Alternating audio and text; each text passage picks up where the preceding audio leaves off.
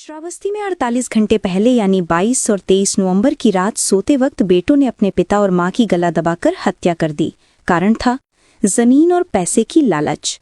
बेटों ने अपने ही हाथों रिश्तों का गला घोंटकर उसे खत्म कर दिया। एक पिता यानी पूर्व प्रधान की लाश घर में और मां की लाश झाड़िया में संदिग्ध परिस्थितियों में पड़ी हुई मिली थी, जिसका पुलिस ने 48 घंटे में खुलासा कर दिया। उत्तर प्रदेश के श्रावस्ती जनपद के थाना इकोना के खावा पोखर में 22 और 23 नवंबर की रात में पूर्व प्रधान रोशन अली और उनकी पत्नी वसीला की उनके बेटे ने ही अपने वकील के साथ मिलकर गला दबाकर दोनों की हत्या कर दी। पुलिस अधीक्षक राहुल भाटी ने बताया कि आरोपी नसीब हबीब और मुसीबत ये रोशन अली के सौतेले बेटे थे।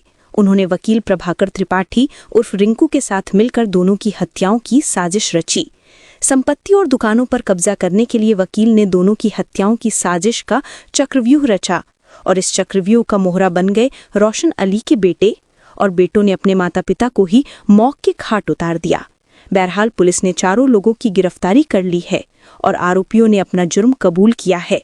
सभी को गंभीर धाराओं में मामला में पुलिस ने जेल रवाना कर दिया है। हुआ है क्या पूरा मामला?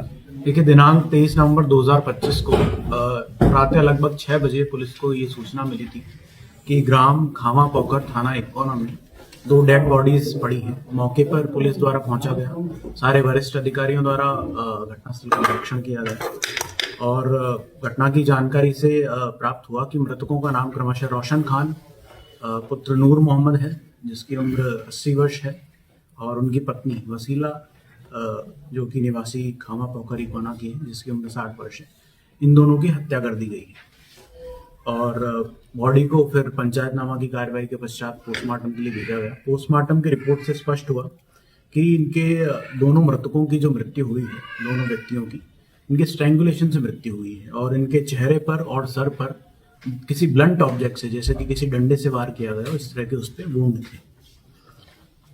इसके पश्चात वादी मुकदमा मुसीब, उससे जब कड़ाई से पूछताछ की गई, हम डिजिटल साक्ष्यों के आधार पर क्रॉस क्वेश्चनिंग की गई, तो अपने आप को गिरता हुआ देख मुसीब ने बताया कि साहब, इस पूरी घटना के क्रम में रिंकू त्रिपाठी, जिसका नाम उर्फ प्रभाकर त्रिपाठी, जो कि पेशे से वकील है, इसमें हाथ हो सकता है। जब पुलिस द्वारा गहराई से जांच की गई, पुलिस के खुफिया तंत्र की मदद से काफ़ी साक्ष्य एकत्रित किए गए, मृतकों के रिश्तेदारों से जानकारी प्राप्त की गई, तो स्पष्ट हुआ कि अगस्त माह में वकील रिंकू त्रिपाठी उर्फ प्रभाकर त्रिपाठी द्वारा जो मृतका वसीला है, उसकी जो संपत्ति है, उसको वसीला पर दबाव बनाकर मृतक रोशन खान से दान पत्र वसीला के नाम करवा लिया था और उसी दिन वसीला से 2 दुकानें वकील रिंकू त्रिपाठी ने अपने नाम करवा ली थी।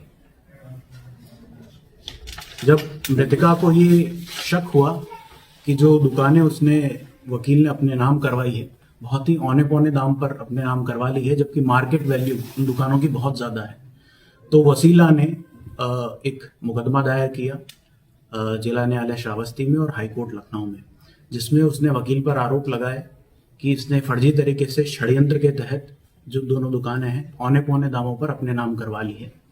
और इसी के क्रम में वसीला द्वारा एक प्रार्थना पत्र थाने पर भी दिया गया था, जिसमें उसमें वकील पर जान से खतरा होने एवं षड्यंत्र के तहत दुकानें अपने नाम करवाने का आरोप लगाया था।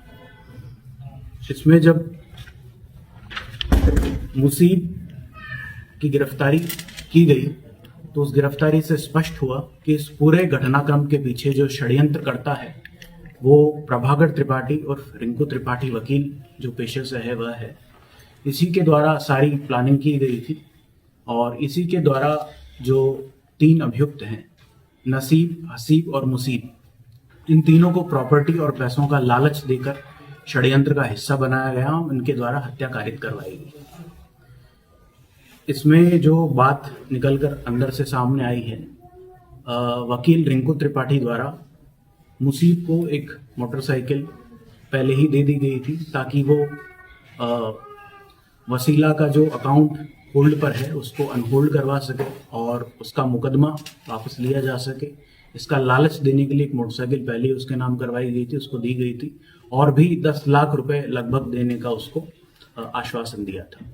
वकील द्वारा ही हसीब और नसीब को प्रॉपर्टी और पैसे का लालच देकर इस हत्या का षड्यंत्र का हिस्सा बनाया गया एवं घटना कारित करवाई गई। सर, जो है प्रभाकर त्रिपाठी और रिंकू जो है वकील है पेशे से, इससे पूर्व में भी उसके द्वारा कोई घटना कारित की गई है, उसका आपराधिक इतिहास है क्या सर कोई? देखिए, वकील रिंकू त्रिपाठी पेशे से एक दलाल टाइप का व्यक्ति है जो कि जमीनों को और दुकानों को औने पौने दामों पर अपने नाम करवाता है और फिर उसको रीसेल करता है। इसी प्रकार के मुकदमे 419-20 के मुकदमे पहले से ही थाना इकौना पर उसके विरुद्ध पंजीकृत है। थाना इकौना पर ही इसी के क्रम में वसीला द्वारा अगस्त माह में एक प्रार्थना पत्र दिया गया था जिसमें इसी प्रकार का आरोप अंकित था, जिसमें उस समय थाने पर मुकदमा पंजीकृत नहीं हुआ था, जिसकी जांच की जाएगी कि किन कारणों से मुकदमा पंजीकृत नहीं किया गया था। और जो दुकान उसने, 2 दुकानें जो बेनामा उसने वसीला से अपने नाम करवाया था, उनमें से एक दुकान को रिंकू त्रिपाठी ने 70 लाख रुपए में किसी अन्य पार्टी को बेच भी दिया था। वकील के अलावा जो 3 अन्य आरोपी हैं, मृतक से उनके क्या संबंध है? देखिए, तो वकील के अतिरिक्त कुल 3 आरोपी हैं। पहला आरोपी है मुसीब, जो कि मृतका वसीला की पहली पत्नी, वसीला के पहले पति का पुत्र है। और जो बाकी 2 अभियुक्त हैं हसीब और नसीब, वो मृतक के पुत्र हैं। Thank you.